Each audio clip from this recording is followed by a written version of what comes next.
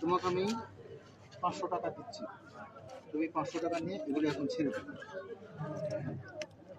ঠিক আছে?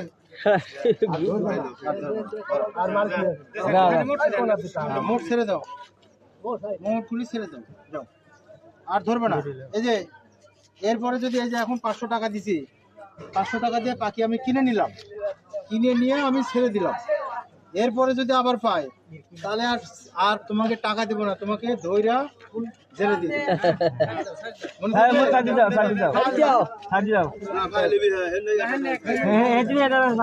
এখনই ছেড়ে দিব, এখনই ছাড়ো, ঠিক আছে?